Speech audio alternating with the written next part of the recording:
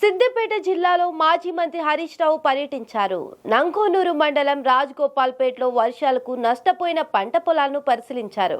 ఈ సందర్భంగా వడగండ్ల వానతో రైతులు తీవ్రమైన ఆందోళనలో ఉన్నారని తెలిపారు. రైతు రాగుల బాలయ్య 3 ఎకరాల పొలానికి 2 లక్షల రుణాన్ని అప్పు తెచ్చి కట్టాలని, దానికి ఇంకా రుణమాఫీ కాలేదని ఆవేదన వ్యక్తం చేస్తున్నట్టు తెలిపారు. వానాకాలం రైతు బంధు పూర్తిగా ఎగ్గొట్టారని విమర్శించారు.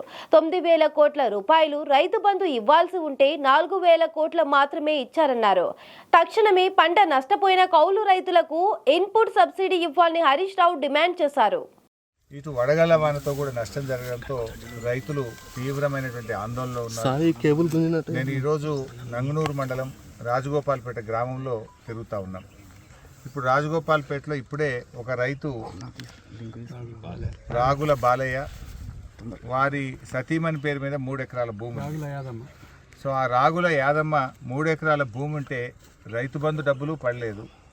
2 లక్షల పైన రుణం ఉంటే ఆ పైన డబ్బులు ముఖ్యమంత్రి మాట నమ్మి రాగుల బాలమ్మ వడ్డీకి తెచ్చి పైన ఉన్న డబ్బులు కూడా కట్టారు. ఆ 2 లక్షలు రుణమాఫీ కాలేదు, రైతు బంధు రాలేదు. ఇవాళ ఉన్న 3 ఎకరాలు కూడా ఇవాళ వడగళ్ళ వానబడి తీవ్రంగా ఏమీ మిగలకుండా పూర్తి పంట నష్టం జరిగింది. అంటే గోరుపోటు మీద రోకటి పోటులాగా ఈరోజు పాపం చాలా బాధలో ఉన్నటువంటి రైతులు. ముఖ్యంగా ఆ రోజు అసెంబ్లీలో ఈ ప్రభుత్వం చాలా గొప్పగా చెప్పింది.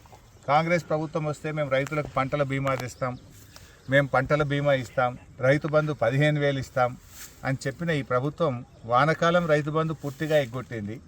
యాసంగిలో రైతు బంధు సగం మందికి వేశామన్నారు, ఆ సగం మందికి కూడా రాలేదు. చాలామందికి 5 గుంటలో 10 గుంటలో ఆ సర్వేలో ఎక్సెస్ భూమి ఉంటే ఆ సర్వే నెంబర్లో అందరు రైతులకు కూడా రైతు బంధు ఆపేసినారు. దాదాపు 3 నెలల నుంచి కూడా రైతులకు రావడం లేదు. చాలా మంది చనిపోయినటువంటి రైతులు ఆఫీసుల చుట్టూ తిరిగి ఇబ్బంది పడుతూ ఉన్నారు. ఈ ప్రీమియం ప్రభుత్వం కట్టలేదా? రైతు బీమా నిలిపివేసిందా? ఎందుకు ఈ పథకాన్ని మీరు పట్టించుకోవడం లేదు?